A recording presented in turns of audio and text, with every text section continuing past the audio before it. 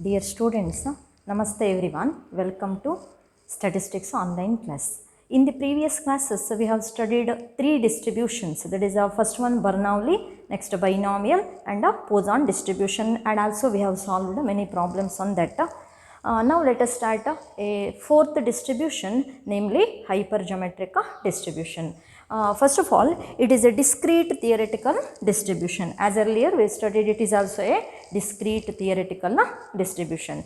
Now when to adopt this hypergeometric distribution? Hypergeometric distribution is applicable in situations where the sampling is done one after one without replacement from a finite population, where the units of the population can be classified into two categories. One possess the characteristic and another do not possess the characteristic. Now here I created a long statement. Now for that, let us recall some statements or some terms we studied in first year. Now first one, population. Population is nothing but a set of all units under consideration. And similarly, sample. Sample is nothing but a representative part of the population. And sampling. Sampling is the procedure of or process of extracting a sample from the population. In first year we have just studied 2 or 3 procedures, that is stratified sampling, systematic sampling, etc.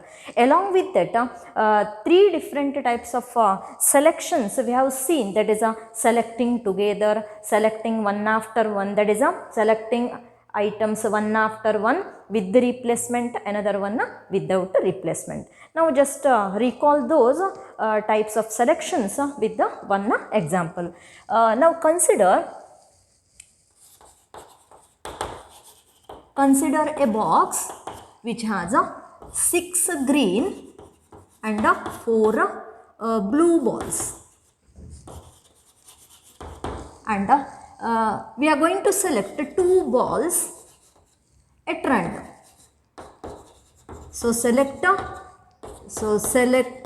2 balls at random. Then what is the probability of both the selected balls are green if it is asked? Then the probability goes on changing according to the selection, right? Now for example, here what is population? Here the population is nothing but a set of balls. A box has totally 6 green plus 4 blue balls. So totally 10 balls are there in a box. So the population consists of 10 units. We can say it is a finite population.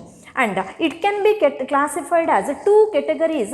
One category is a set of green ball, another is a set of blue balls. So here we are going to study what is the probability of both. We have to find the probability of both the balls are green.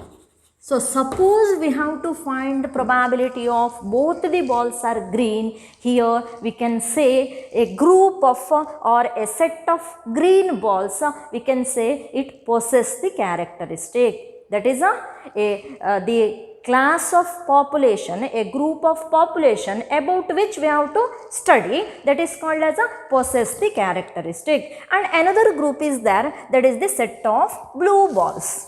It is called as a does not possess the characteristic. This is very similar to success and failure in binomial distribution. So here the group about which we are going to study, we are going to say it possesses the characteristic, and the another group is called as does not possess the characteristic, right? Here only 2 groups are there in a population, 2 classes are there. A population is divided into 2 groups. One is called as possess the characteristic, another one is does not possess the characteristic. Okay.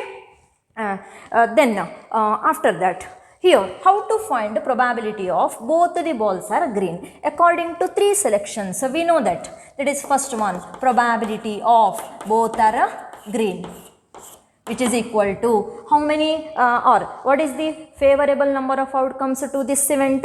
How many green balls are there? 6. From 6 we have to select 2. Total number of outcomes 6 plus 4, 10, 10 C2. This is how to find. We studied in first year.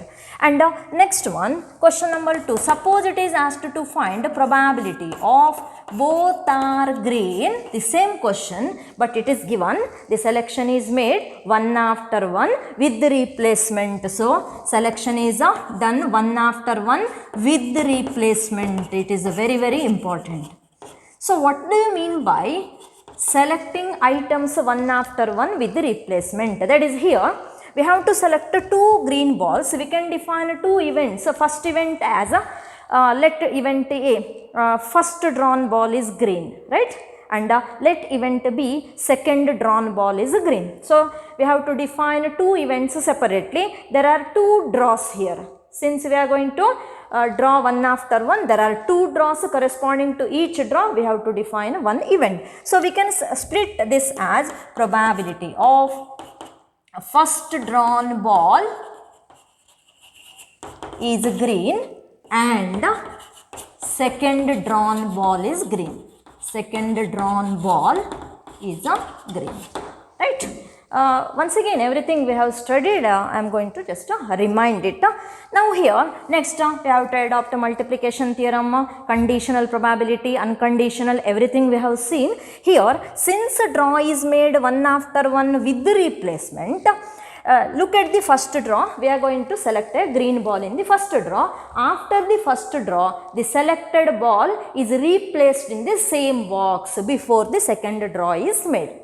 This is with the replacement, right?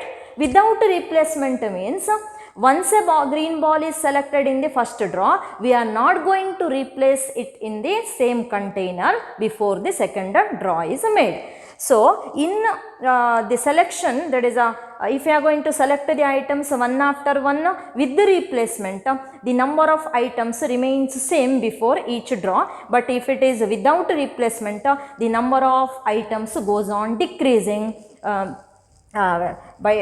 decreasing in each draw. Now here we can say, if the items are selected one after one with the replacement, then the probability of occurrence of second event is not depending on the probability of occurrence of first event. Therefore, we can say the events are independent, right? So here with the replacement means the events are independent.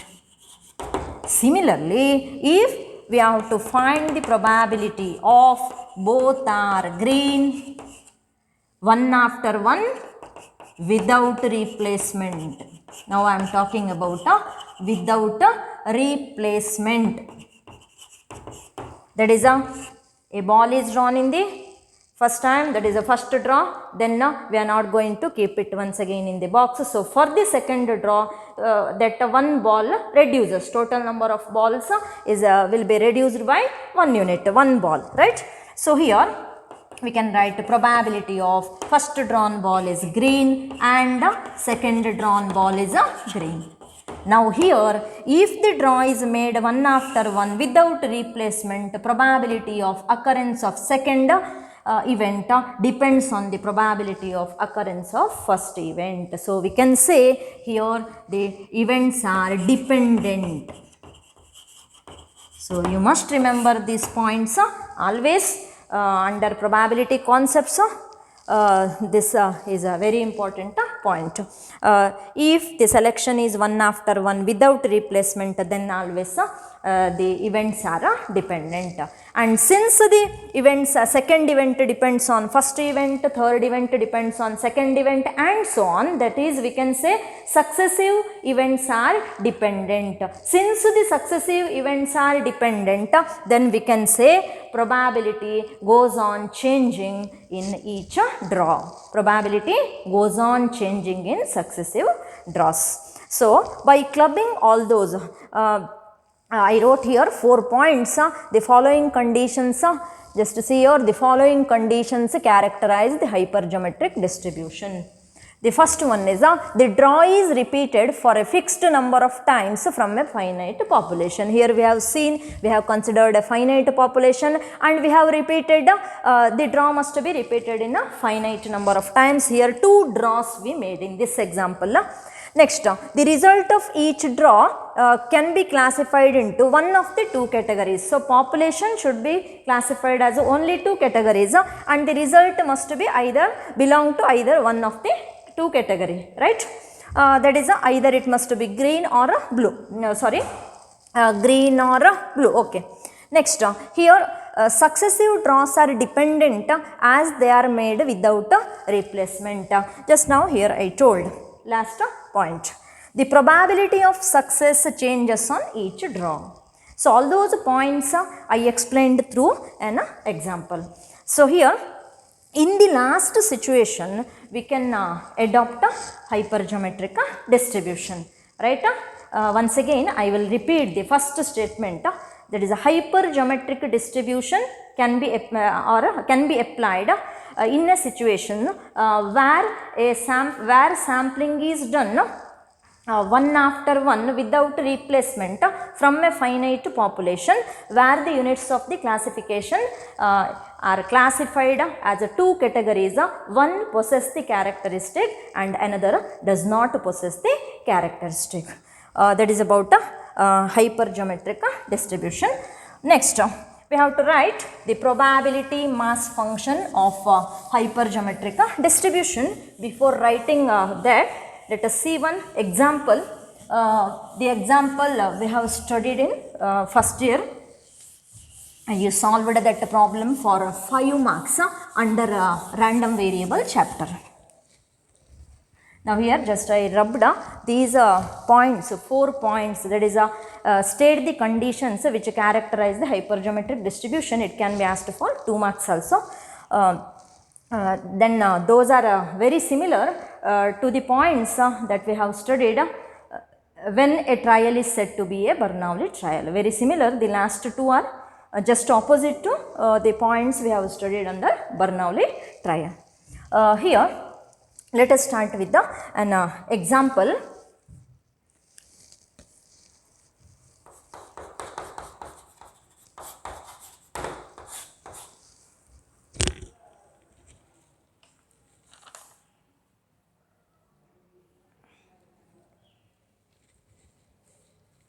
Now consider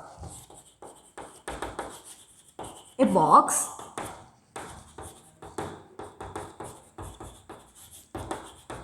which contains 3 red and 2 black balls. 2 balls are selected, 2 balls are selected at random from the box. 2 balls are selected at random from the box. Then find the expected number of red balls in the draw. Find the expected number of red balls in the draw. Now the same problem we have seen earlier. How to start? Find the expected number of red balls. We have to deal with the red balls. So here the group of red balls, it is considered as possess the characteristic, right? So we have to define first. Let x denote the number of red balls among how many balls? Here how many balls are selected? Totally a box contains 3 red plus 2 black. So totally 5 balls are there. From 5 we have to select 2 balls. So among selected 2 balls, how many red balls we can expect? Now imagine yourself, there is a box, it has 3 red balls and 2 black balls. I am going to select 2 balls at random. How many red balls may be present among those balls, right? Either 0 red ball. 0 red means either 0 red or 1 red or 2 red. Is it right? Totally 3 red balls are there. Among 2, maybe both are red.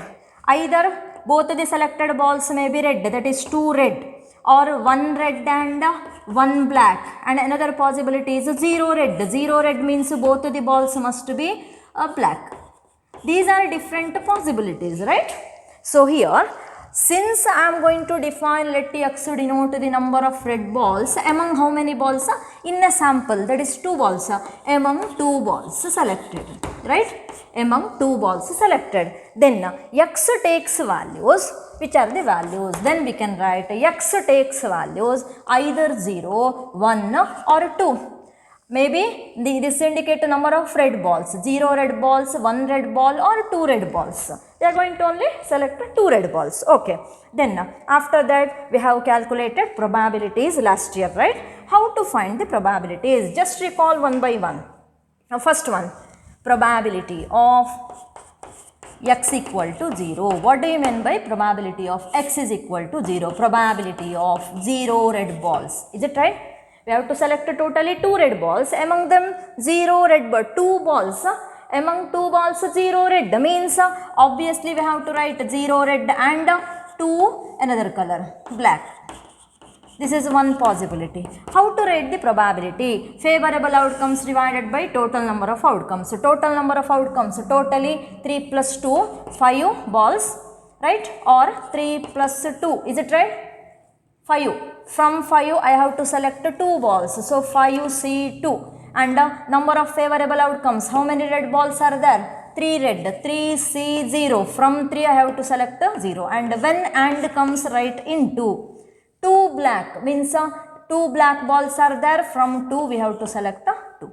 Then we can calculate it. 3C0 1, 2C2 1 divided by 5C2, that is 5 into 4 divided by 2 into 1, that is this is how to calculate. Similarly, probability of x is equal to 1, which is equal to probability of 1 red and next remaining 1 black. We can write 3C1 into next 2C2, that is a 2C1 divided by 3 plus 2 C2, that is a 3 plus 2 5 C2. Once again you can observe 3 into 2 divided by 10, that is a 3 into 2 6 divided by 10, right? Next, similarly the last possibility, P of x is equal to 2, that is a probability of 2 red and probability of, that is a probability of 2 red and 0 black, which is equal to, we can write 3C2 into 2C0 divided by 5C2, which is equal to 3 into 1 divided by 10, which is equal to 3 by 10. These are all the steps of what we studied in first year. Have you recalled? Yes. Now the sum of the probabilities must be 1. Last year we wrote here x, p of x, then x 0, 1, 2, then we wrote probabilities 1 by 10, next is 6 by 10 and 3 by 10. Add it, you will be getting 1. This is called as the probability distribution, right?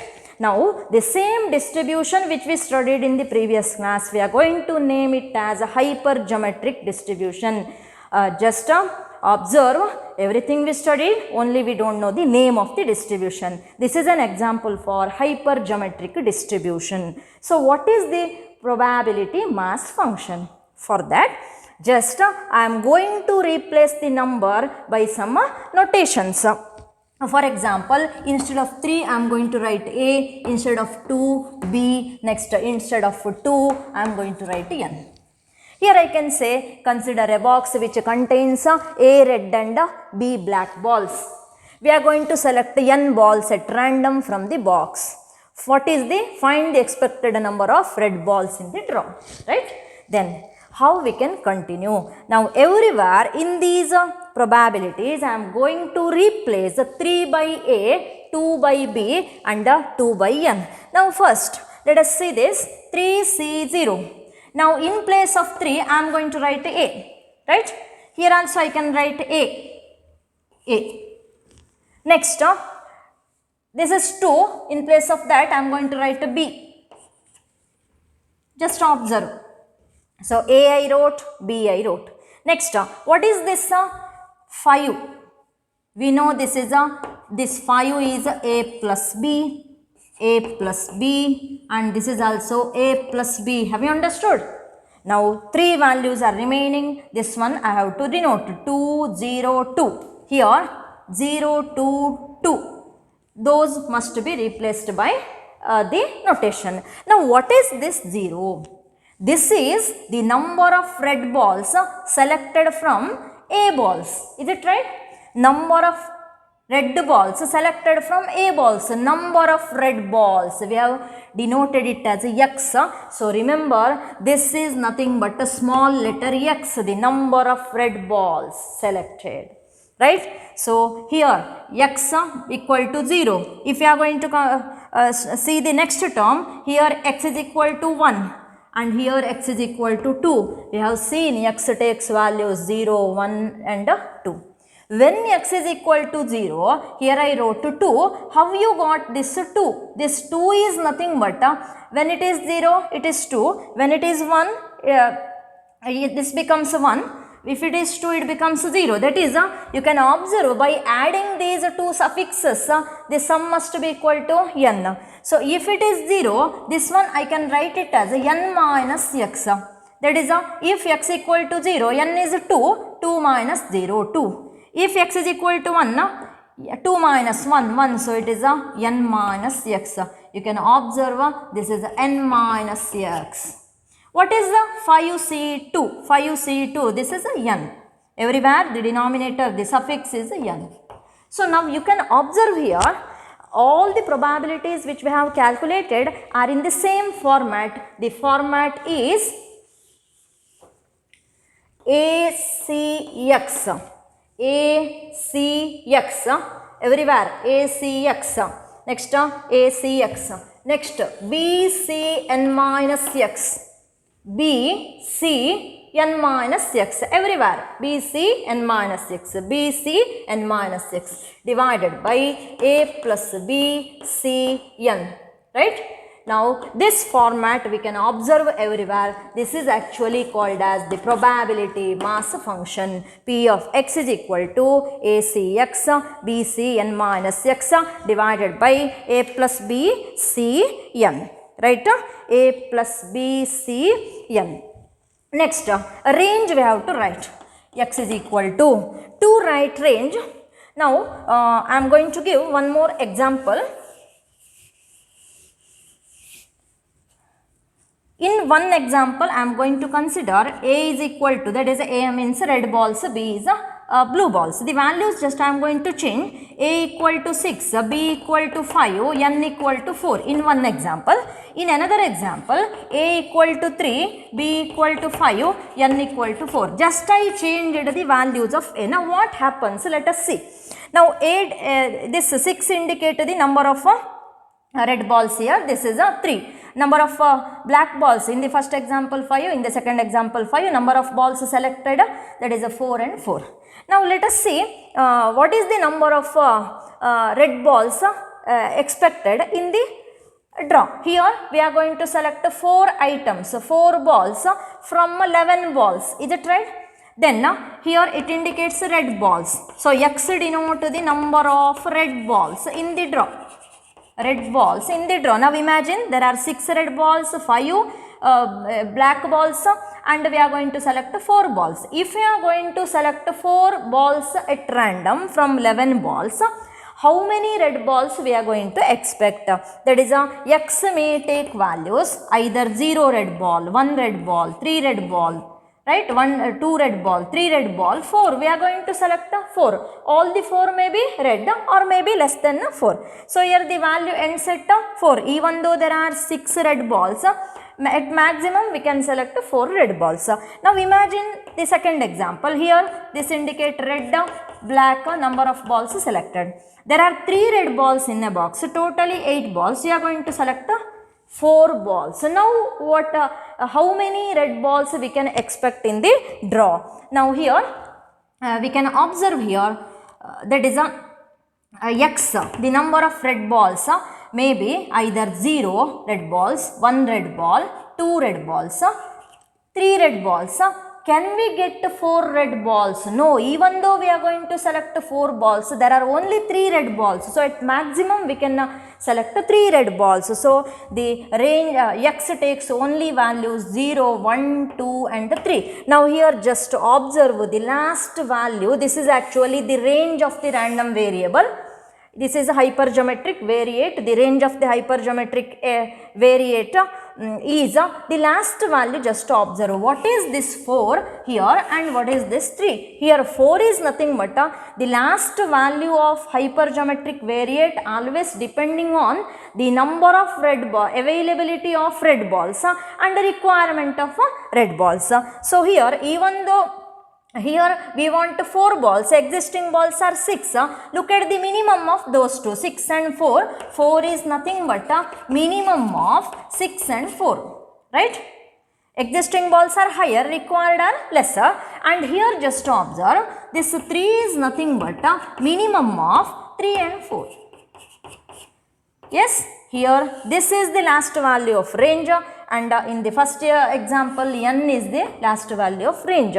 So the range ends at either a or n depending on minimum, which is minimum among a comma n, and hence we can write the range of hypergeometric distribution as x is equal to 0, 1, 2, 3 up to minimum of a comma n.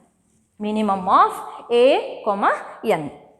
Right, so a is nothing but the number of units which possess the characteristic. If we define number of red balls, then a becomes a number of red balls. Suppose we are going to define, let x denote the number of black balls, then 2 becomes a and 3 becomes b.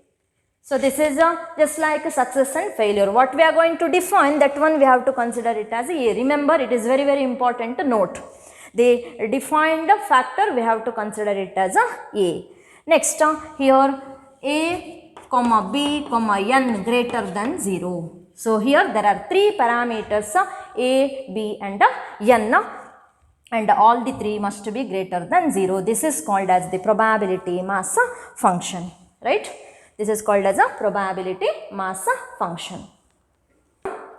If x is a discrete random variable with the probability mass function p of x equal to acx bcn minus x divided by a plus bcn, x is equal to 0, 1 to up to minimum of a comma n, where a, b, n greater than 0. Here x is a hypergeometric variate, whereas the distribution of x is a hypergeometric distribution with the parameters a, b and n. Next is here always remember the relationship between n and a plus b. N is always less than or equal to a plus b, because a plus b number of units in the population, number of items or number of units we can say in the population, right? And n is nothing but the number of items to be selected, which is called as a sample size. The sample size may be equal to the population size or it may be less than that. It never become greater than a plus b. N is less than or equal to a plus b. It is a discrete theoretical distribution. Next, let us study some features. Before that, if x is a hypergeometric variate with the parameters a, b and n, we can write it as symbolically either x follows hypergeometric in bracket a comma b comma n, right? Like that we can write. Usually we are going to write like this, hypergeometric, that is a h. The first letter we are going to write, or we can write it as x h in bracket x a, b, n. This way also we can write, but this is the general format we are going to use. Next, let us study the features of a hypergeometric distribution. The first is a hypergeometric distribution has 3 parameters, namely a, b and n. Next is the probability mass function of hypergeometric distribution is P of x equal to ACx BCn minus x divided by A plus BCn, where x is equal to 0, 1, 2 up to minimum of A comma n, A comma B comma n greater than 0. Next, third one is a third feature. This is a features. I am talking about features. First two over. Third one is a write the range. What is the range? Range is x is equal to 0, 1, 2 up to minimum of A comma n. Study it properly. Last value is a minimum of A comma n. And next, the fourth one, mean of a hypergeometric distribution is NA by A plus B. Similarly, variance is NAB into A plus B minus n divided by A plus B whole square into A plus B minus 1. This is called as a variance of hypergeometric distribution, and similarly standard deviation is NAB into A plus B minus n divided by A plus B whole square into A plus B minus 1. Square root of this. This is a standard deviation. Study this. Those problems will be asked for 2 marks. Just write and study this formula. And last one is fifth feature mentioned is a hypergeometric distribution tends to binomial distribution when A plus B tends to infinity. That is a number of items, units in the population becomes large and large. Then this is first point. Similarly, second one, P equal to A by A plus B. What is P? It is the parameter of binomial distribution. These are the parameters of hypergeometric distribution. And this one also you need not to by heart. We know the mean of the distribution, mean of binomial distribution is NP, mean of hypergeometric is NA by A plus B. Usually we are going to equate the means. Here I equated the means of binomial and hypergeometric. Now n and n get cancelled. What is remaining? P equal to A by A plus B. That is this factor we are going to use to convert the given hypergeometric problem as a binomial problem. So here hypergeometric distribution tends to binomial distribution when A plus B tends to infinity, and second one P equal to A by A plus B, or we can say binomial distribution is the limiting form of hypergeometric distribution. Binomial distribution is the limiting form of hypergeometric distribution.